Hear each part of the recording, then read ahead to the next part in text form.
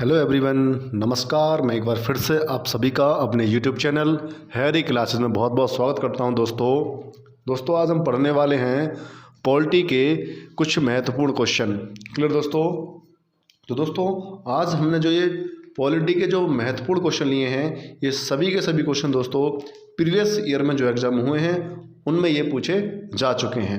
तो दोस्तों पिछली वीडियो में हमने पॉलिटी के कुछ महत्वपूर्ण क्वेश्चनों की प्रैक्टिस की थी और आज भी दोस्तों हम इस वीडियो में कुछ महत्वपूर्ण क्वेश्चनों की प्रैक्टिस करने वाले हैं। क्लियर दोस्तों? तो मैं उम्मीद करता हूं दोस्तों कि ये सभी के सभी क्वेश्चन आपके आने वाले एग्ज़ाम में काफ़ी ज़्यादा आपकी हेल्प करेंगे। क्लियर? तो दोस्तों यहाँ पर पहला क्वेश्चन है हमारा। पहला क्वेश्चन क्या कहता है दोस्तों कि भारतीय संविधान में निम्नलिखित में से कौन सी विशेषता को सोवियत सोशलिस्ट रिपब्लिक से लिया गया था। क्लियर दोस्तों? तो जल्दी से इस क्वेश्चन का आंसर बताइए क्या होगा। तो दोस्तों आपके ऑप्शन में यहाँ पे ऑप्शन नंबर ए कहता है मौलिक अधिकार, ऑप्शन बी है पंचवर्षीय योजना, ऑप्शन सी है दोस्तों प्रस्तावना और ऑप्शन डी है समवर्ती सूची। तो दोस्तों जल्दी से इसका आंसर क्या होगा आप सोचिए अपने दिमाग में। तो दोस्तों इस क्वेश्चन का आंसर होगा ऑप्शन नंबर बी। क्लियर दोस्तों? ऑप्शन नंबर बी यानी कि पंचवर्षीय योजना को दोस्तों हमने अपनी भारतीय संविधान में कहाँ से लिया गया है दोस्तों इसको? तो ये लिया है हमने सोवियत सोशलिस्ट रिपब्लिक। दोस्तों इसका मतलब ये है कि जो सोवियत सोशलिस्ट रिपब्लिक है दोस्तों हम इसको सोवियत संघ भी कह देते हैं। क्लियर दोस्तों? और हमने आपको बताया था कि दोस्तों सोवियत संघ ने दोस्तों सोवियत संघ बोले तो दोस्तों रूस ने 1928 को सबसे पहले पंचवर्षीय योजना को लागू किया था। क्लियर दोस्तों? उसी रूस के संविधान से हमने अपने भारतीय संविधान में पंचवर्षीय योजना की प्रणाली को अपनाया है। क्लियर दोस्तों? तो ये क्वेश्चन आपको समझ में आ गया होगा। तो दोस्तों अगर मैं बात करूं मौलिक अधिकार की, तो दोस्तों मौलिक अधिकार को कहाँ से लिया गया है? तो दोस्तों मौलिक अधिकार को अमेरिका के संविधान से लिया गया है। कहाँ से लिया गया दोस्तों? अमेरिका के संविधान से। क्लियर? तो अमेरिका के संविधान से दोस्तों मौलिक अधिकार को लिया गया है। प्रस्तावना, दोस्तों प्रस्तावना को कहाँ से लिया गया है? तो प्रस्तावना को भी दोस्तों हमने अमेरिका के संविधान से लिया है। लेकिन दोस्तों अगर हम बात करें कि प्रस्तावना की दोस्तों जो प्रस्तावना की जो भाषा है उसको किस देश से लिया गया है? तो दोस्तों वो है हमारी ऑस्ट्रेलिया। क्या है दोस्तों? वो है हमारी ऑस्ट्रेलिया से दोस्तों हमने अपनी प्रस्तावना की भाषा को लिया है। क्लियर? और दोस्तों बात करूं समवर्ती सूची, तो दोस्तों समवर्ती जो सूची है इसको भी हमने ऑस्ट्रेलिया के संविधान से लिया है। क्लियर दोस्तों? समवर्ती सूची को कहाँ से लिया गया? ऑस्ट्रेलिया के संविधान से। नेक्स्ट क्वेश्चन की तरफ बढ़ते हैं दोस्तों। क्वेश्चन नंबर 2 क्या कहता है दोस्तों? क्वेश्चन नंबर 2 कहता है कि स्वतंत्रता, समानता और बंधुत्व की अवधारणा मतलब दोस्तों भारत भारत के संविधान की प्रस्तावना में निहित, यानी कि ये जो पंक्ति है दोस्तों, ये जो शब्द हैं ये कहाँ पर हैं? ये भारत की संविधान की प्रस्तावना में शामिल हैं। तो दोस्तों इसको किस देश के संविधान से लिया गया है? इनको किस देश के संविधान से लिया गया है? तो जल्दी से इस क्वेश्चन का आंसर बताइए क्या होगा। तो आपका ऑप्शन है दोस्तों, पहला ऑप्शन है ऑस्ट्रेलिया, दूसरा है दोस्तों कनाडा, तीसरा है दोस्तों जर्मनी और चौथा है दोस्तों फ्रांस। तो दोस्तों इस क्वेश्चन का राइट आंसर होगा आपका डी यानी कि फ्रांस। तो दोस्तों फ्रांस के संविधान से हमने स्वतंत्रता, समानता और बंधुत्व की अवधारणा को लिया है अपने संविधान की प्रस्तावना में। क्लियर दोस्तों? अगर मैं बात करूं दोस्तों पहले ऑप्शन ए की ऑस्ट्रेलिया की, तो दोस्तों ऑस्ट्रेलिया के बारे में मैंने अभी आपको बताया था कि ऑस्ट्रेलिया से प्रस्तावना की भाषा को लिया गया है। जो दोस्तों प्रस्तावना है उसकी भाषा को लिया गया है दोस्तों। और दोस्तों मैंने बताया था कि ऑस्ट्रेलिया के संविधान से ही हमने समवर्ती सूची को भी लिया है। क्लियर दोस्तों? समवर्ती सूची को भी शामिल किया है। क्लियर दोस्तों। अगर मैं बात करूं आपसे दोस्तों कनाडा की, तो दोस्तों जो कनाडा है, कनाडा के संविधान से दोस्तों हमने राज्यों में जो राज्यपालों की जो नियुक्ति होती है उसका प्रावधान दोस्तों हमने कहाँ से लिया है, कनाडा के संविधान से। राज्यों में दोस्तों जो राज्यपाल की नियुक्ति होती है उसका प्रावधान दोस्तों कहाँ से लिया गया है, वो लिया है कनाडा के संविधान से। अगर बात करूं दोस्तों मैं जर्मनी की, तो दोस्तों जर्मनी का जो एक मेन बात है वो है कि हमने जर्मनी के संविधान से आपातकालीन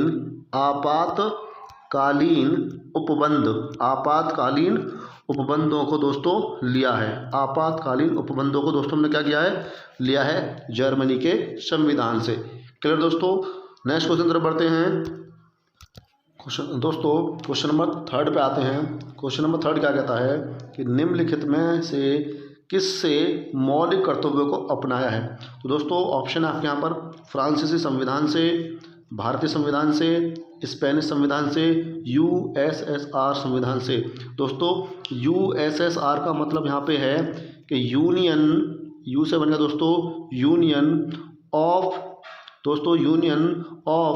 एस से बनेगा दोस्तों यहाँ पे हमारा सोवियत, और इस एस से बनेगा दोस्तों हमारा सोशलिस्ट, और दोस्तों आर से बनेगा यहाँ पे रिपब्लिक। दोस्तों इसका मतलब हो गया कि जो यूएसएसआर है वो union of Soviet socialist Republic है, जिसको दोस्तों हम क्या कह देते हैं, सोवियत समाजवादी गणतंत्रों का मतलब संघ।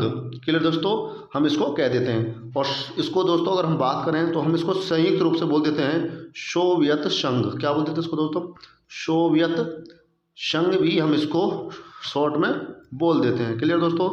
और सोवियत संघ को दोस्तों वर्तमान में क्या कहा जाता है, रूस भी हम इसको कह देते हैं। तो दोस्तों मौलिक कर्तव्य कहाँ से लिया गया है, रूस के संविधान से। क्लियर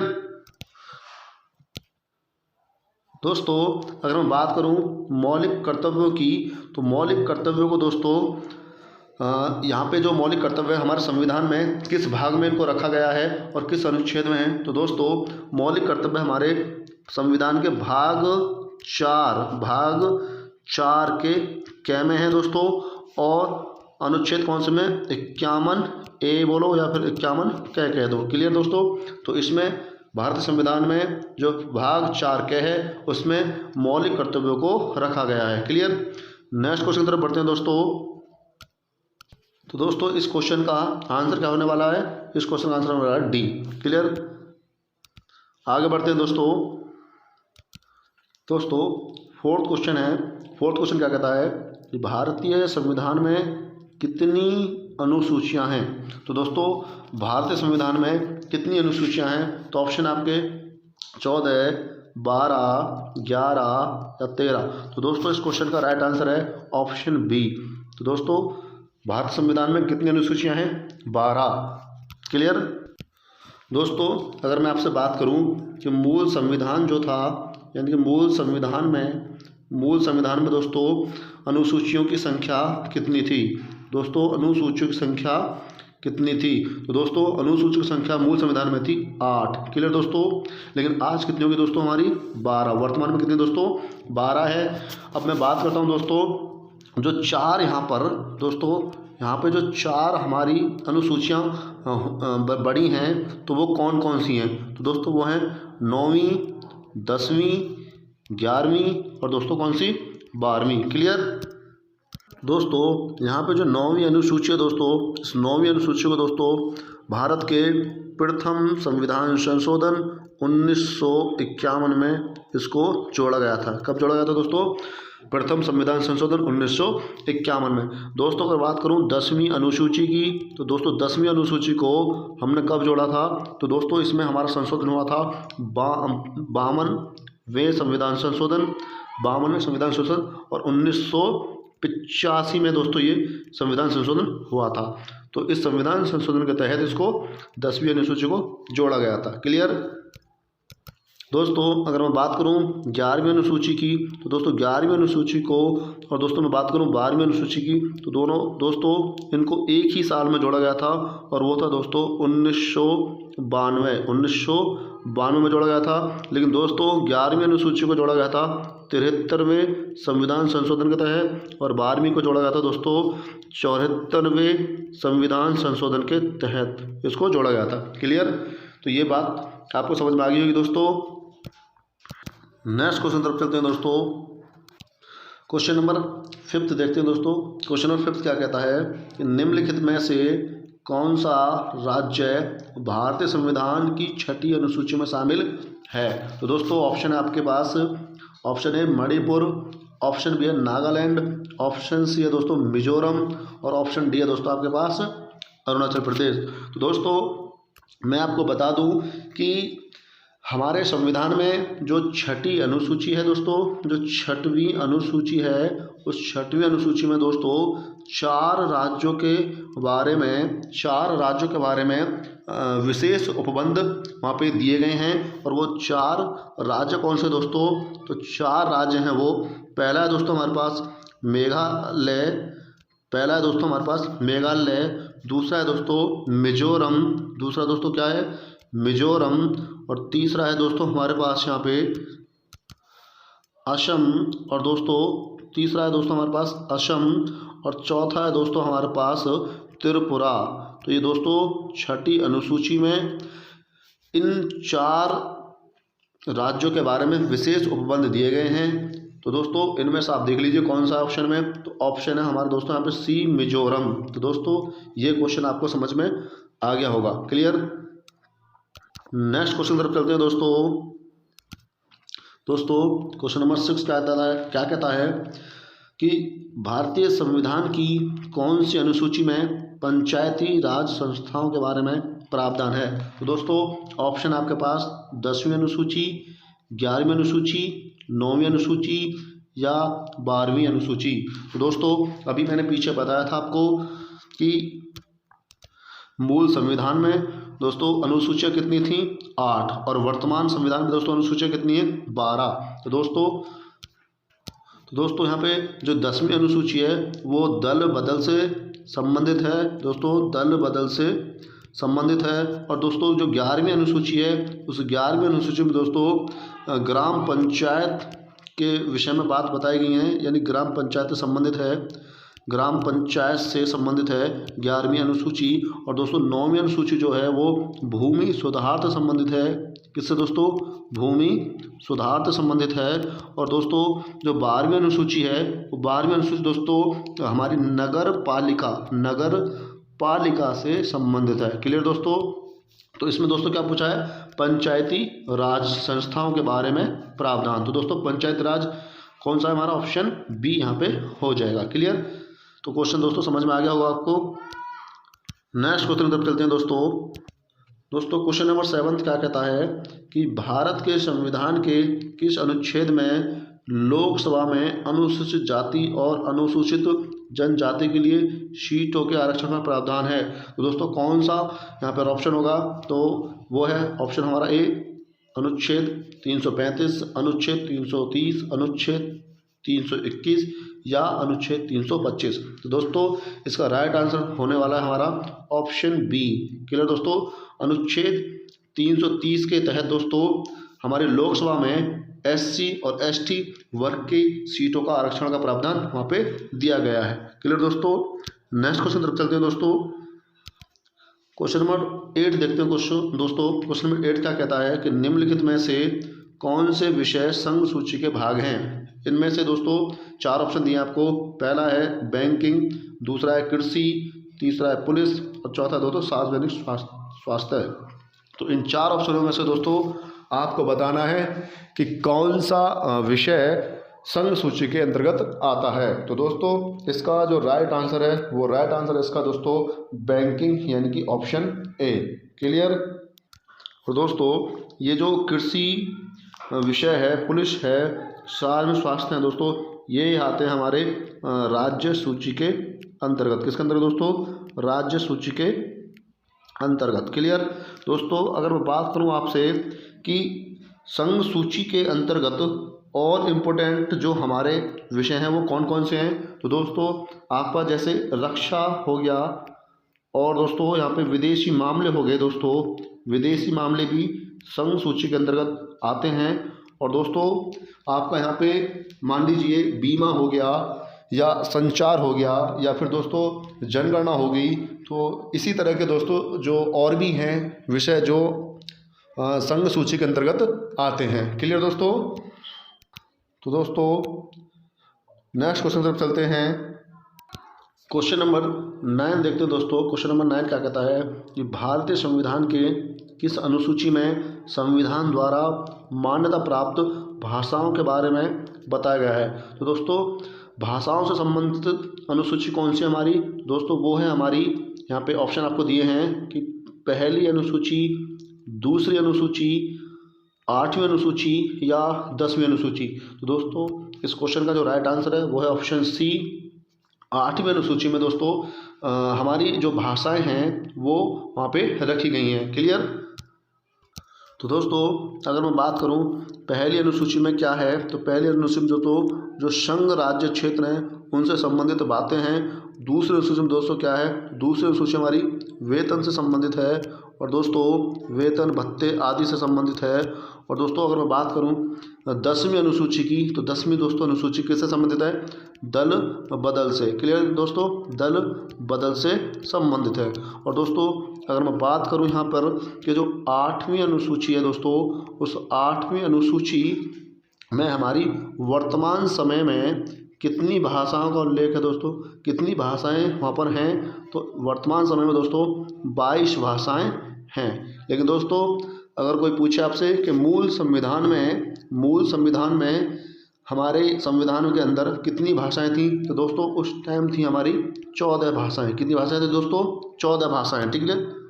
तो दोस्तों ये जो 14 से जो 22 भाषाएं हुई हैं, इसका मतलब है इनमें 8 भाषाएं और जोड़ी गई हैं। तो दोस्तों ये जो 8 भाषाएं हैं ये किस किस तरह से जोड़ी गई हैं मैं आपको बता देता हूं। दोस्तों 21वें संविधान संशोधन 1967 को दोस्तों एक भाषा को जोड़ा गया और उस भाषा का नाम था दोस्तों सिंधी। उस भाषा का नाम क्या दोस्तों? सिंधी भाषा को दोस्तों 21वें संविधान संशोधन 1967 में जोड़ा गया। इसके बाद दोस्तों 3 भाषाओं को जोड़ा गया था और वो दोस्तों 3 भाषाएं जो थी, एक नमक फॉर्मूला याद रखना दोस्तों। इस नमक फॉर्मूले से आप पता कर सकते हो कि न से दोस्तों नेपाली, न से दोस्तों क्या हो गया नेपाली, और मैं से दोस्तों मणिपुरी, मैं से दोस्तों मणिपुरी, और दोस्तों कैसे हो जाएगा हमारा कोंकणी। कैसे क्या हो जाएगा दोस्तों? कोंकणी। क्लियर? तो दोस्तों ये 3 भाषाएं जोड़ी गई थी और ये कब जोड़ी गई थी दोस्तों? तो ये 71वें, कब दोस्तों? 71वें संविधान संशोधन 1992 में दोस्तों ये जोड़ी गई थी। कब दोस्तों? 1992 में। क्लियर? तो दोस्तों अब यहाँ पे हमारी 4 भाषाएं बची और दोस्तों ये 4 भाषाएं जो थी इनमें पहली भाषा दोस्तों बोडो, पहली भाषा दोस्तों कौन सी? बोडो। दूसरी डोगरी दोस्तों, कौन सी दूसरी? डोगरी। तीसरी मैथिली, तीसरी थी दोस्तों मैथिली, और चौथी थी दोस्तों संथाली। चौथी कौन सी दोस्तों? संथाली। फिर दोस्तों इन 4 भाषाओं को दोस्तों कब जोड़ा गया था? तो इनको जोड़ा गया था दोस्तों 92वें संविधान संशोधन। कब दोस्तों? 92वें संविधान संशोधन 2003 में इनको जोड़ा गया था। क्लियर दोस्तों? तो ये क्वेश्चन आपको समझ में आ गया होगा। नेक्स्ट क्वेश्चन तरफ बढ़ते हैं दोस्तों। नेक्स्ट क्वेश्चन कहता है दोस्तों क्वेश्चन नंबर 10 कि भारतीय संविधान की 10वीं अनुसूची के तहत लोकसभा के किसी भी सदस्य की अयोग्यता से संबंधित किसी भी मुद्दे पर अंतिम निर्णय किसके द्वारा लिया जाता है? तो दोस्तों ऑप्शन आपके पास भारत का निर्वाचन आयोग, ऑप्शन बी है भारत के राष्ट्रपति, ऑप्शन सी है अध्यक्ष लोकसभा का, और ऑप्शन डी है दोस्तों भारत के उपराष्ट्रपति। तो दोस्तों इस क्वेश्चन का जो राइट आंसर है वो है ऑप्शन सी। क्लियर दोस्तों? अगर दोस्तों इस क्वेश्चन में थोड़ा सा भी वो परिवर्तन कर देता, परिवर्तन क्या होता दोस्तों कि अगर वो लोकसभा ना दे के यहाँ पे ये बोल देता संसद, क्या बोल देता दोस्तों? संसद शब्द को अगर यूज कर देता तो दोस्तों फिर किसी भी संसद के सदस्य को अयोग्य ठहराने का जो अंतिम निर्णय होता है दोस्तों, वो होता है फिर राष्ट्रपति का। किसका दोस्तों? राष्ट्रपति का। क्लियर?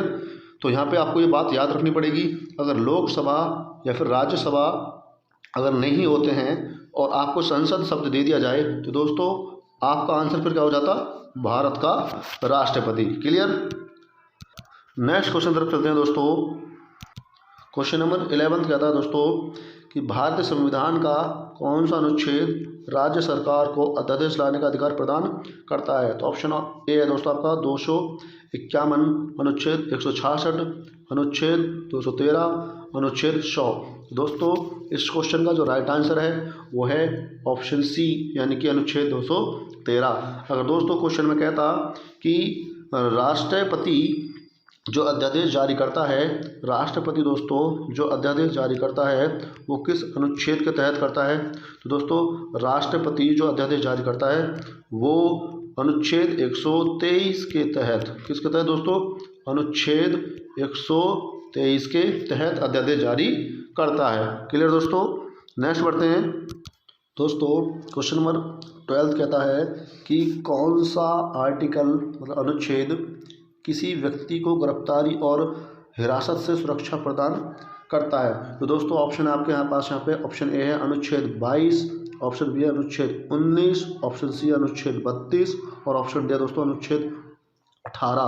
तो दोस्तों इसका जो राइट आंसर है वो है ऑप्शन ए, क्योंकि दोस्तों अनुच्छेद 22 के तहत जब कोई भी व्यक्ति किसी भी व्यक्ति को गिरफ्तार जब किया जाता है तो उस व्यक्ति को गिरफ्तारी का कारण बताना पड़ता है और दोस्तों उस व्यक्ति को अधिकार दिया जाता है या उसको व्यक्ति का अधिकार होता है कि वो किसी भी अपने बचाव के लिए किसी भी वकील को वो हायर कर सकता है। ठीक है दोस्तों? और दोस्तों जब उसको कोई भी मतलब व्यक्ति गिरफ्तार होता है तो उसको जो वहाँ पे जेल में है उसको केवल 24 घंटे से ज़्यादा उसको नहीं रखा जा सकता और अपने जो भी वहाँ पे निकटतम मजिस्ट्रेट होगा दोस्तों उसके समक्ष उसको प्रस्तुत करना पड़ता है 24 घंटे के अंदर अंदर। क्लियर दोस्तों? अगर दोस्तों किसी व्यक्ति को 24 घंटे से अधिक जेल में रखना पड़ता है तो पहले हमें अपने निकटतम मजिस्ट्रेट के आदेश लेना पड़ता है, तब हम उस व्यक्ति को 24 घंटे से अधिक गिरफ्तार रख सकते हैं। क्लियर दोस्तों? अन्यथा हम उसको नहीं रख सकते, उसको पेश हमें करना ही पड़ेगा निकटतम मजिस्ट्रेट के समक्ष। क्लियर दोस्तों? तो ये अधिकार सभी के सभी हमारे अनुच्छेद 22 में एक व्यक्ति को दिए गए हैं। तो दोस्तों अनुच्छेद यहाँ पे मैं 19 की अगर बात करूँ तो अनुच्छेद 19 स्वतंत्रता के अधिकार से संबंधित है और दोस्तों अनुच्छेद जो 32 है वो संवैधानिक उपचार का अधिकार है इसमें और अनुच्छेद दोस्तों उपाधियों का अंत है। तो दोस्तों इनको भी आप थोड़ा सा याद रख लेना। नेक्स्ट क्वेश्चन तरफ चलते हैं दोस्तों। क्वेश्चन नंबर 13 देखते हैं। क्वेश्चन नंबर 13 क्या कहता है दोस्तों? भारतीय संविधान का निम्नलिखित में से कौन सा अनुच्छेद विधि के समक्ष समता के अधिकार से संबंधित है? तो दोस्तों ऑप्शन है आपके पास अनुच्छेद 13, ऑप्शन बी है दोस्तों अनुच्छेद 14 और ऑप्शन सी अनुच्छेद 15 और ऑप्शन डी है दोस्तों अनुच्छेद 17। तो दोस्तों इसका राइट आंसर है हमारा अनुच्छेद 14 यानी कि ऑप्शन बी। क्लियर दोस्तों? तो दोस्तों अगर मैं बात करूं अनुच्छेद 17 में क्या है तो अनुच्छेद 17 में दोस्तों अस्पृश्यता का अंत, अस्पृश्यता का अंत। क्लियर दोस्तों? अस्पृश्यता का अंत अनुच्छेद किसमें है?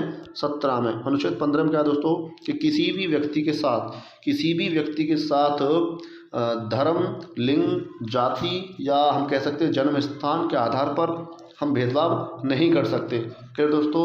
और अनुच्छेद 13 क्या कहता है दोस्तों कि जो भारत का संविधान है, जो भारत का संविधान लागू होने से ठीक पहले जो भारत में कुछ ऐसी हमारी विधियां थी, कुछ ऐसी प्रवृत्तियां थी जो अब हमारे संविधान में नहीं है, तो दोस्तों उन सभी को क्या मान लिया जाएगा? नगण्य मान लिया जाएगा, उनको सब शून्य हम उनको मान सकते हैं। क्लियर दोस्तों? तो दोस्तों नेक्स्ट क्वेश्चन तक चलते हैं। क्वेश्चन नंबर 14 कहता है दोस्तों कि संविधान का कौन सा अनुच्छेद पूंजी दोस्तों मतलब धन बिलों से संबंधित है? तो दोस्तों धन विधेयक से जो संबंधित हमारा अनुच्छेद है वो कौन सा है? तो ऑप्शन आपके सामने है दोस्तों। पहला ऑप्शन है अनुच्छेद 110, दूसरा है अनुच्छेद 120, तीसरा अनुच्छेद 130 और चौथा अनुच्छेद 100। तो दोस्तों इस क्वेश्चन का जो राइट आंसर है वो है ऑप्शन ए अनुच्छेद 110। क्लियर दोस्तों। और मैं बात करूं दोस्तों कि कोई विधेयक धन विधेयक है या नहीं, तो इसका जो अंतिम निर्णय लेता है तो दोस्तों वो लोकसभा का अध्यक्ष लेता है। क्लियर। नेक्स्ट क्वेश्चन तरफ चलते हैं दोस्तों। तो दोस्तों क्वेश्चन नंबर 15 कहता है कि समान नागरिक संहिता का भारतीय संविधान के किस अनुच्छेद में उल्लेख किया गया है।